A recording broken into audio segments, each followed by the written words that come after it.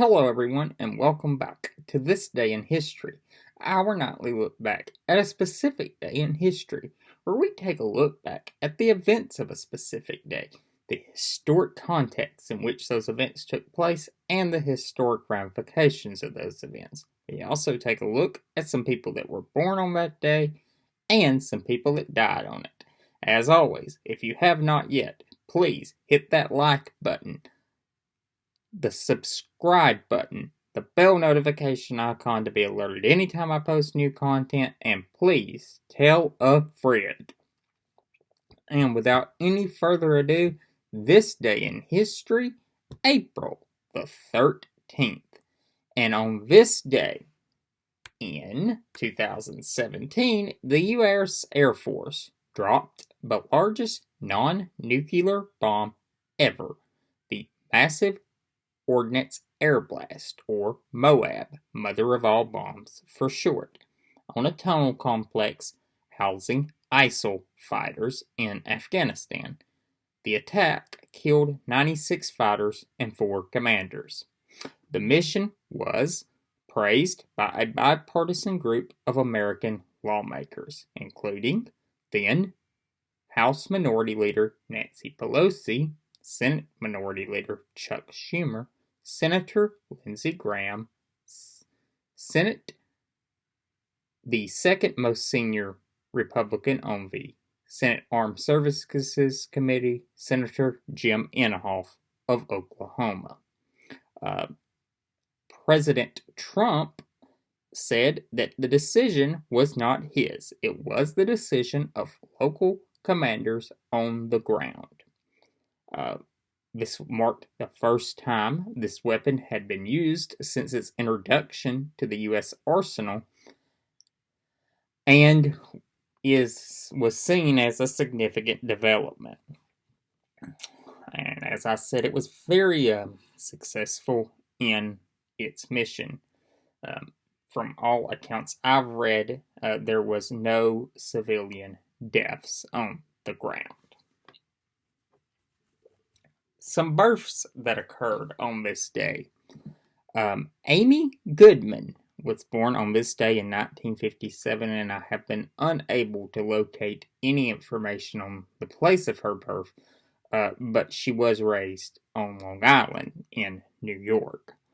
Goodman, since 1996, has been the host of Democracy Now!, which is a global radio, television, and internet program. And I first became aware of Democracy Now! In 2002. At that time, my grandmother and my home, we received Dish Network as our media provider.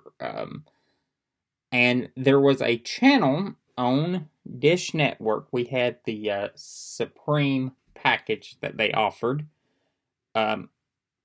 called Free Speech TV.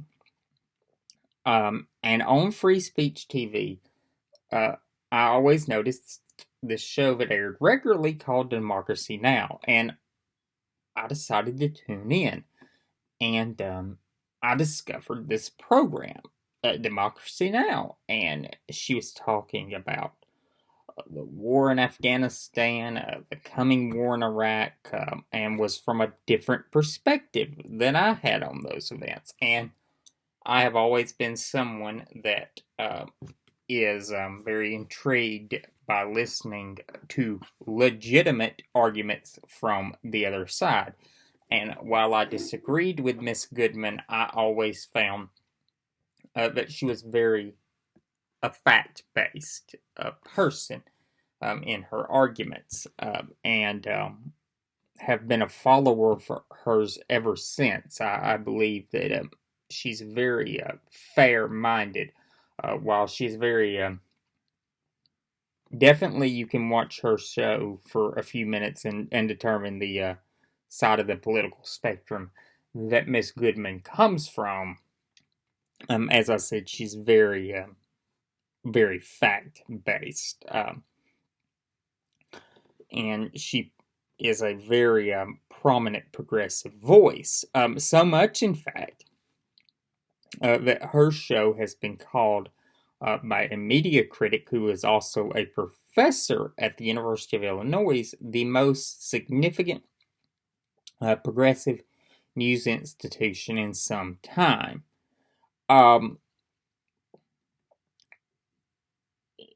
She has had some very prominent moments on her program. On Election Day 2000, she interviewed President Clinton for what was supposed to be a quick get out the vote message.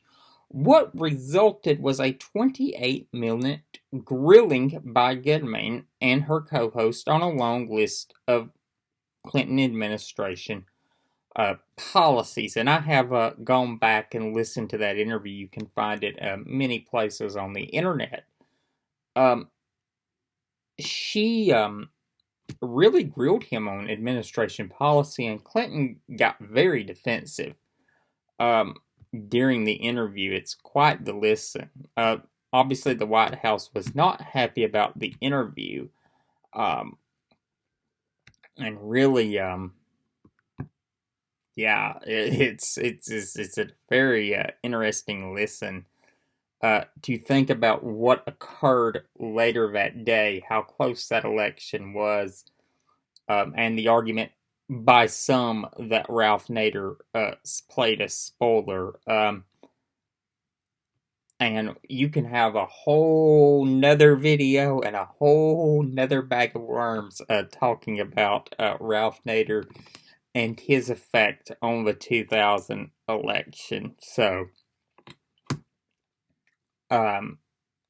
anyway, I definitely, if you want to hear some alternative opinions on American policy in a very fact-based way, give Democracy Now! A listen. I'm not receiving any payment from Democracy Now! Or any, hey, that a boy.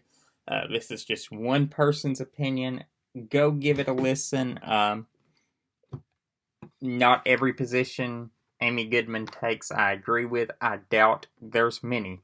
But there are some where me and Miss Goodman do have some agreement on issues. So, yes, definitely give Amy Goodman a listen. Very, very smart and accomplished journalist and host of a very popular multimedia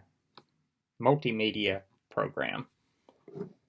Deaths that occurred on this day. In 2018, Art Bell died at the age of 72 in Pahrump, Nevada. And this kind of is going to feel like a repetitive of the last of the person's birth that I covered, Miss Goodman. To go to sleep at night, I have to be listening to something.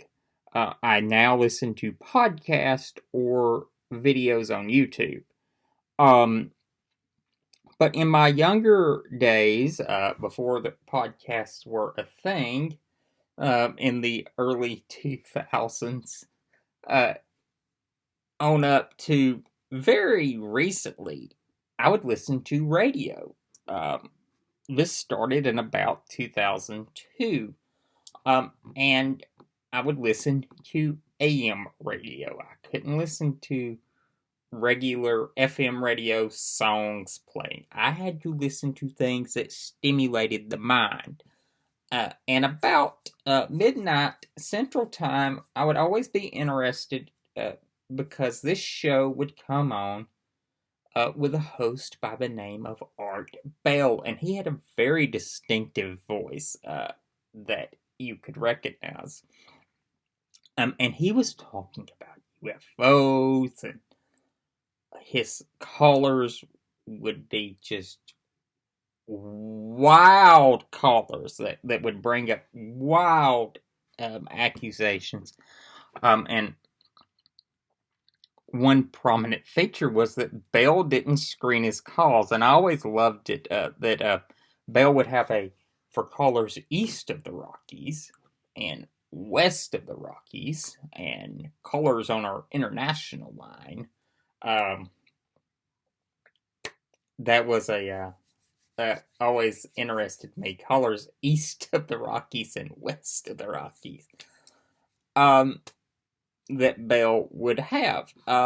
And, as I said, Bell was a very eccentric host. He was a very crafty showman. One thing that Bell would, say in interviews was he didn't believe all of his callers or his guests, but he believed they deserved a platform and an outlet. And you can agree or disagree with that, but I think that Bell's program was very entertaining and interesting to listen to, and certainly was a very prominent show. I know that when he passed, there were several reporters at national media outlets that talked about their start in journalism working the overnight shift, that talked about how Bell was a friend there in the night with them when they would be out driving or working on a deadline that they would listen to.